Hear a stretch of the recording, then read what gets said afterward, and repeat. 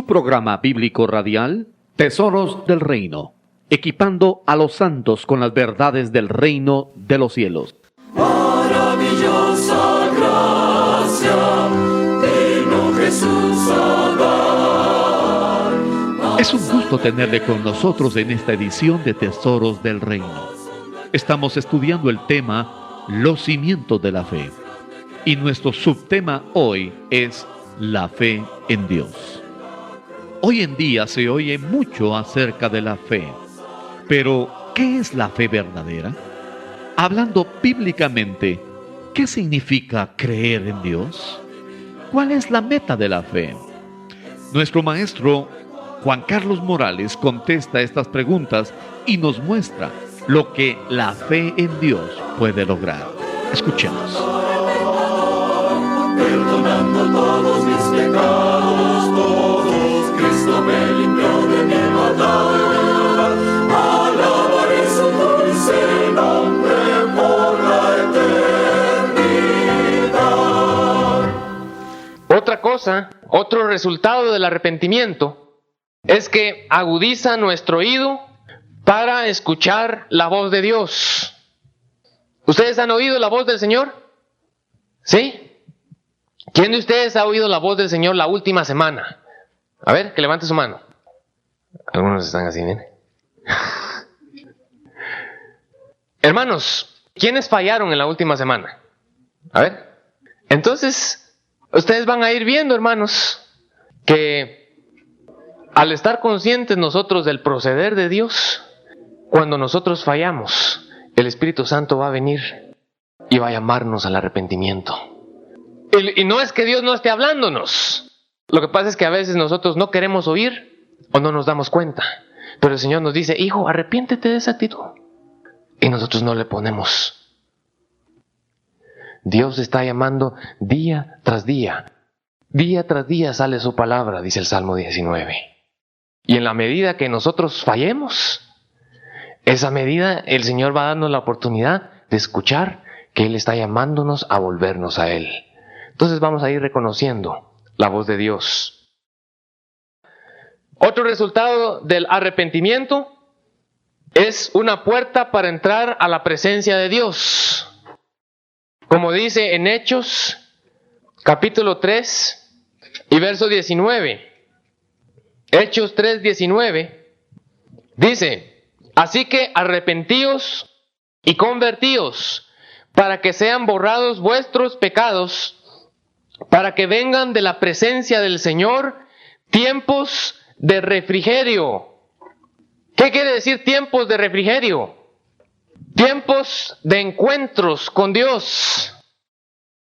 Una de las cosas más preciosas, hermanos, de esta vida, a causa de nuestra naturaleza caída y de nuestra tendencia al pecado, y que somos muy fáciles para caer en cualquier trampa.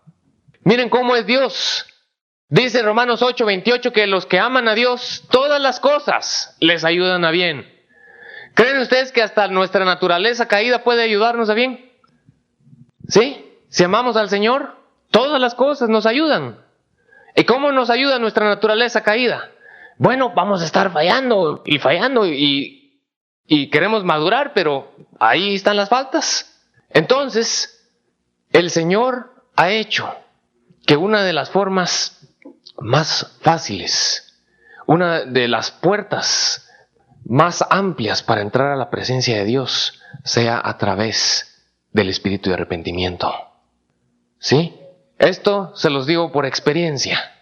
De los encuentros más preciosos que yo puedo recordar en mi caminata como cristiano han sido cuando ha venido un espíritu de arrepentimiento sobre mi vida. Sí, humillándonos. Señor, perdónanos. Mira, otra vez volví a fallarte, Señor. Ten misericordia. Y en eso la presencia del Señor cae sobre uno. Y uno se encuentra con Dios. Un tiempo de refrigerio. Gracias, Señor. Y luego vuelve a fallar uno después. Señor, ten misericordia. Y uno se humilla y vuelve a caer el espíritu de arrepentimiento. Y el Señor vuelve a encontrarnos. Tiempos de refrigerio, hermanos. para encontrarnos con Dios. De manera que si tenemos caídas varias, no porque decimos, bueno, después me arrepiento, sino porque así somos.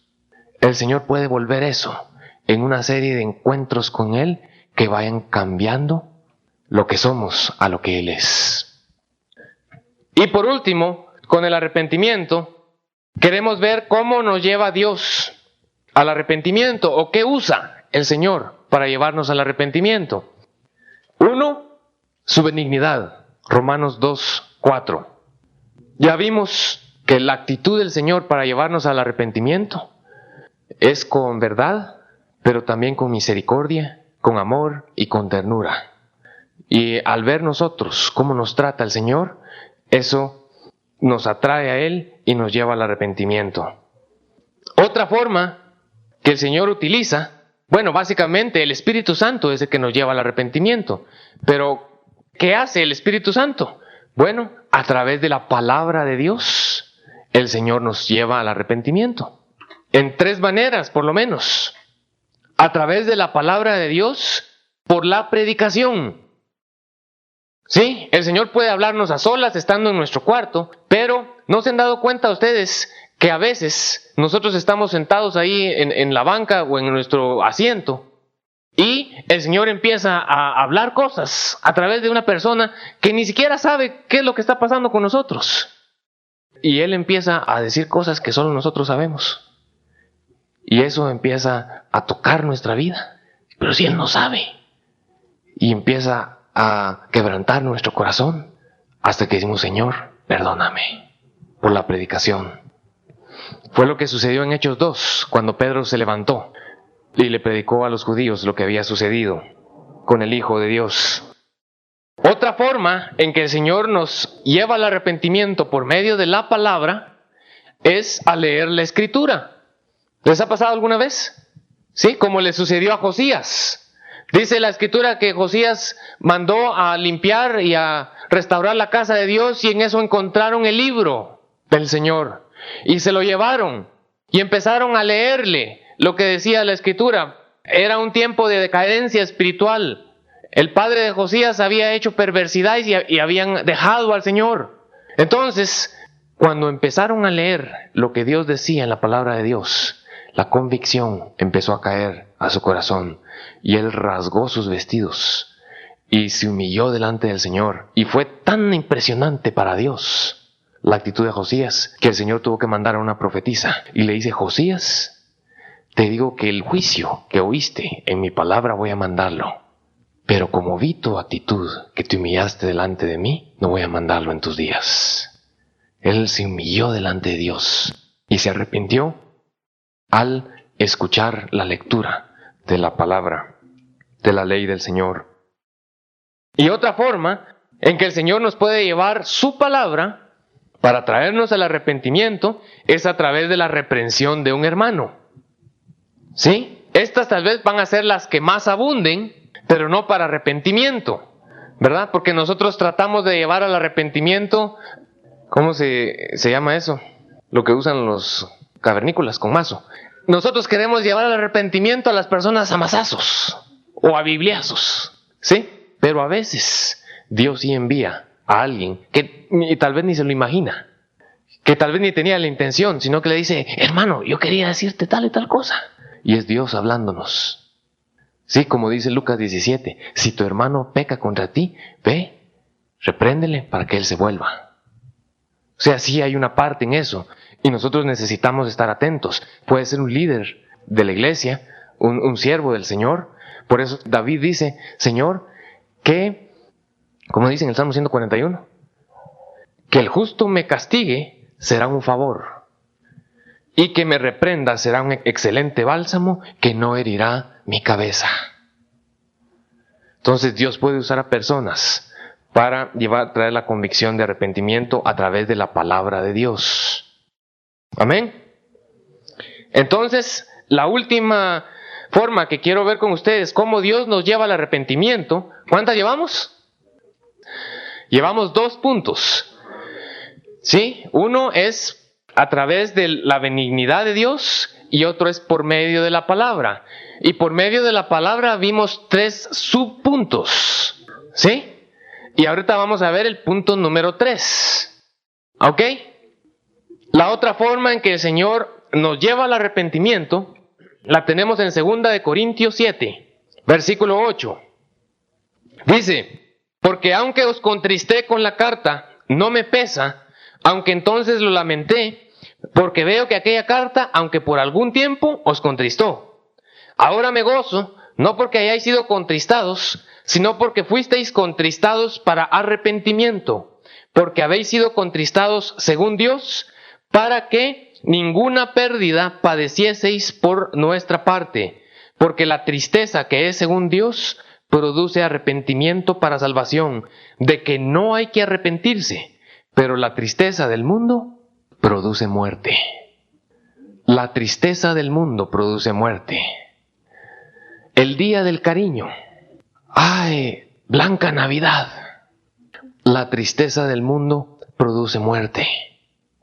Pero la tristeza que es según Dios produce arrepentimiento. Porque el tercer enemigo del arrepentimiento, hemos visto 2, ¿se acuerdan? ¿Cuáles son?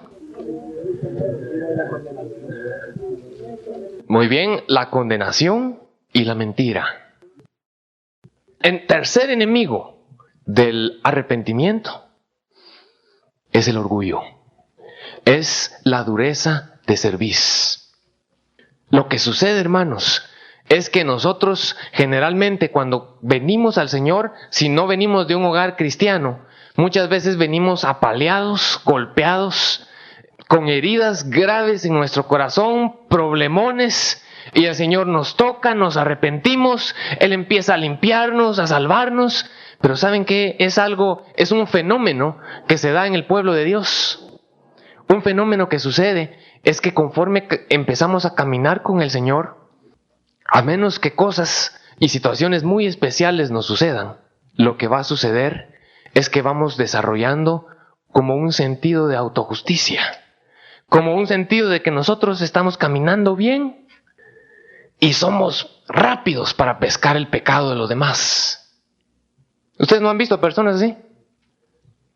Sí, pero lo detectan inmediatamente y ven la paja del otro. ¿Qué es lo que no ven? La viga que hay en el propio ojo. ¿Sí? Entonces, ya no necesitamos arrepentirnos tanto.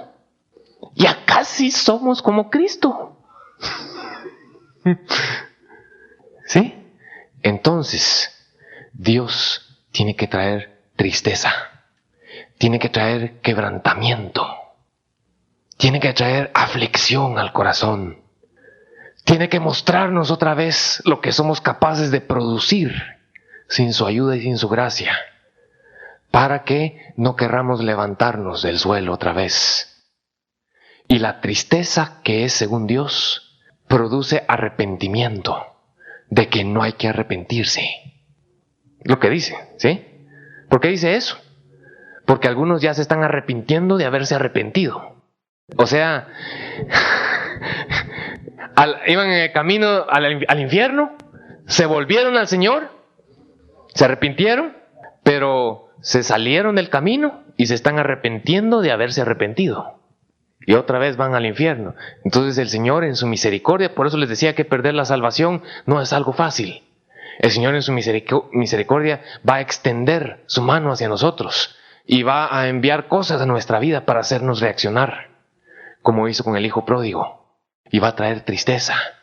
Y nosotros decimos, pero si tan buen muchacho que soy, ¿por qué me pasan estas cosas? Pero no somos buenos muchachos. Dios está quebrantando nuestro corazón.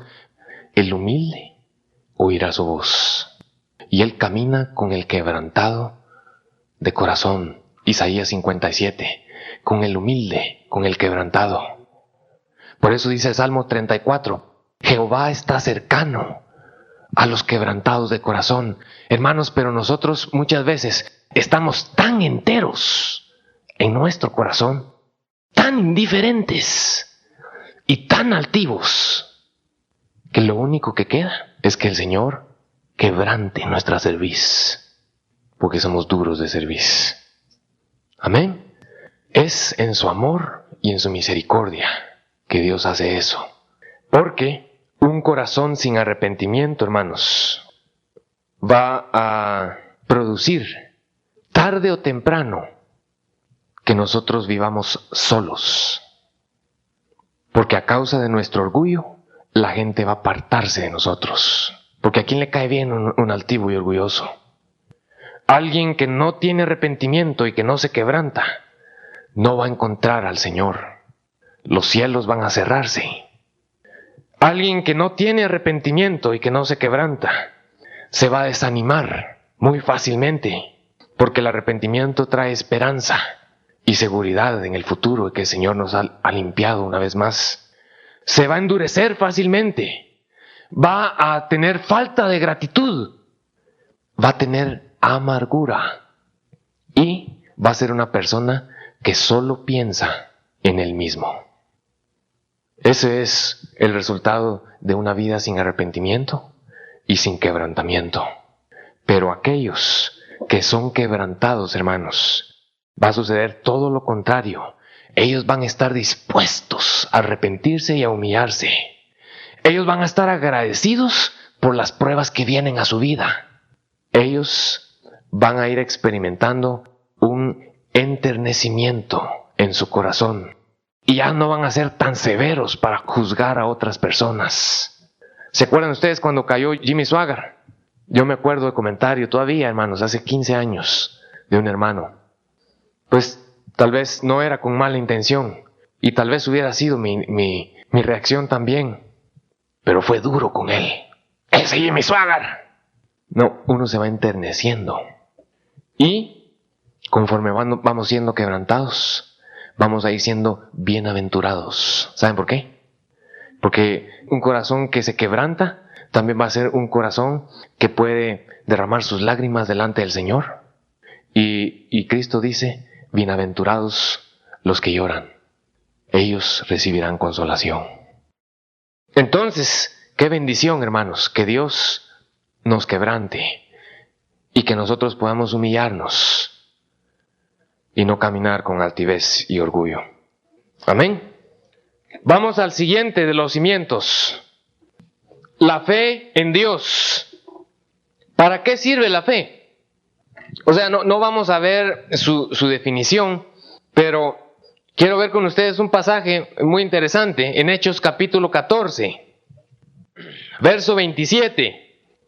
Hechos 14, 27.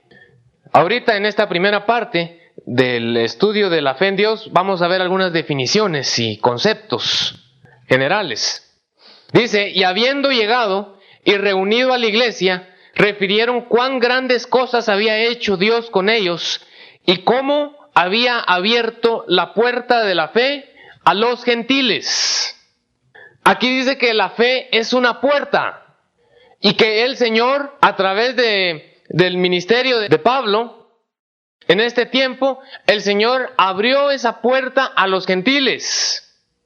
Entonces, encontramos a la fe como una puerta para tener acceso a todo lo que Dios tiene para nosotros.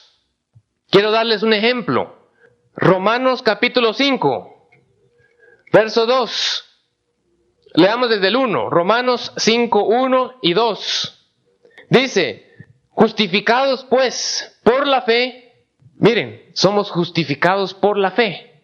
Tenemos paz para con Dios por medio de nuestro Señor Jesucristo, por quien también tenemos entrada por la fe a esta gracia en la cual estamos firmes y nos gloriamos en la esperanza de la gloria de Dios.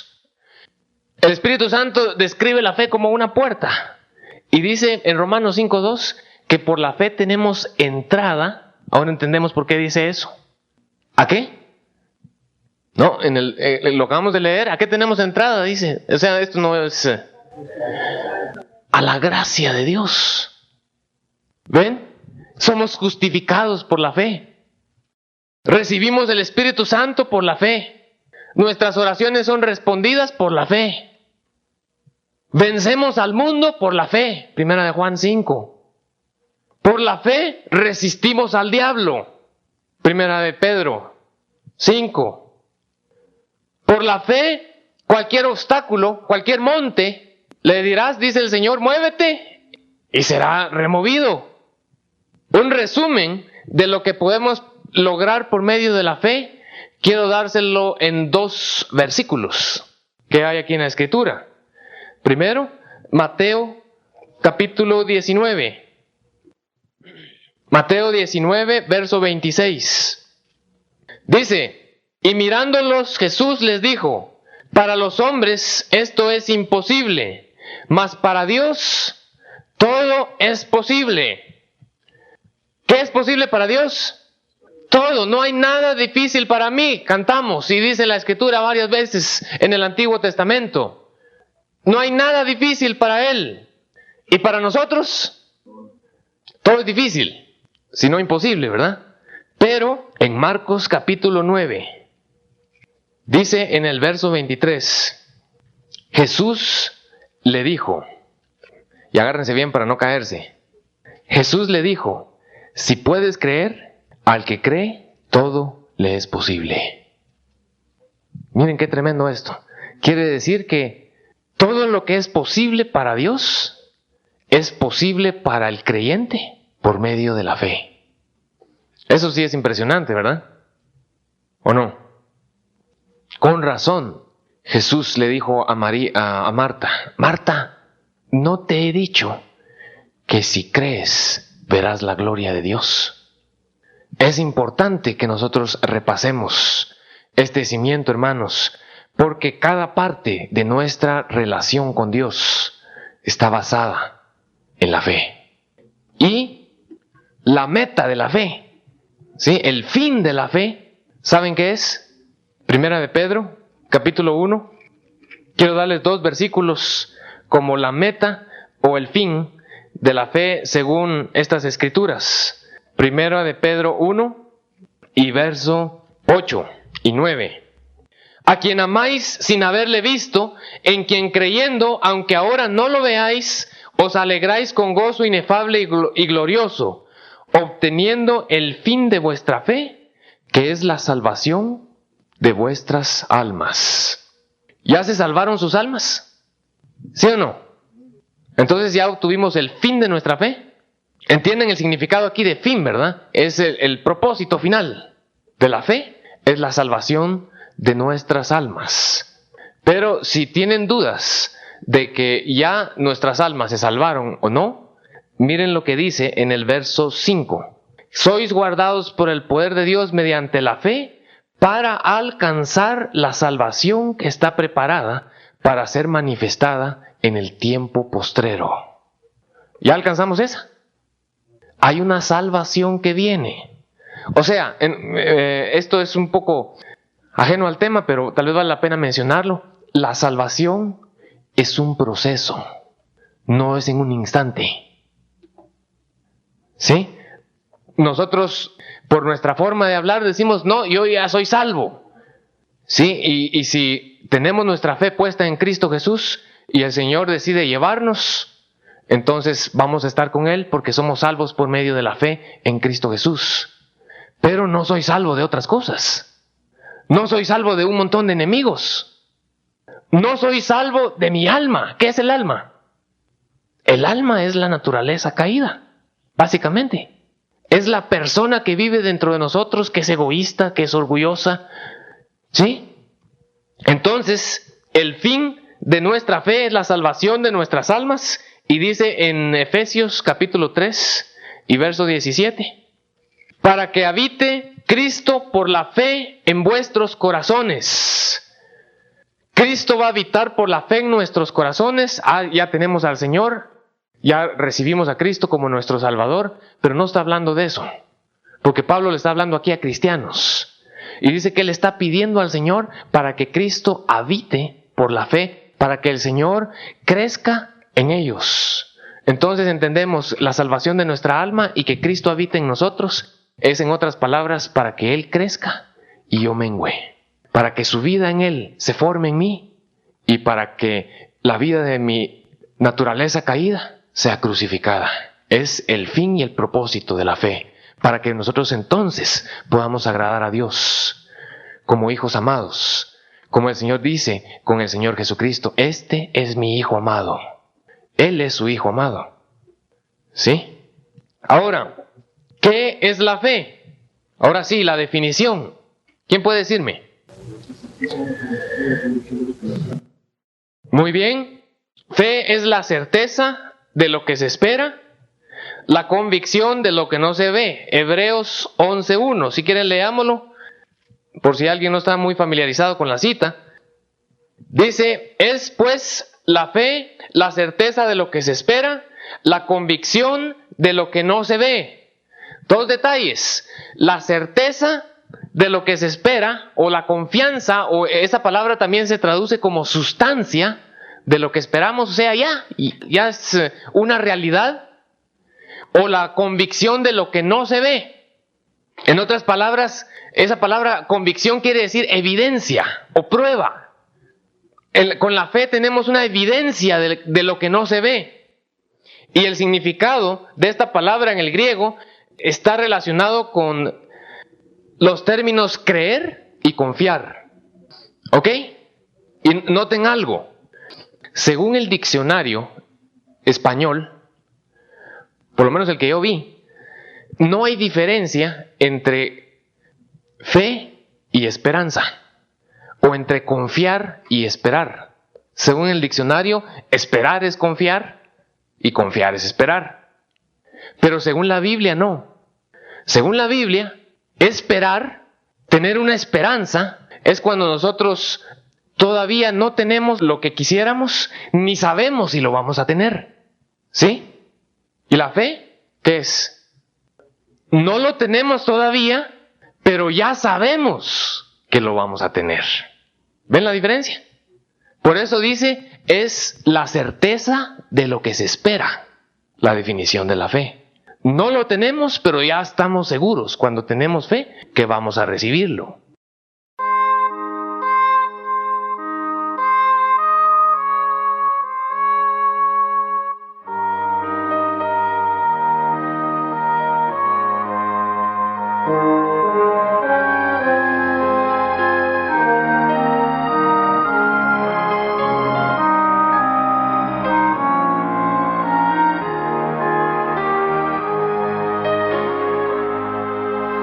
Muchos que viven en tu derredor, tristes y hambrientos,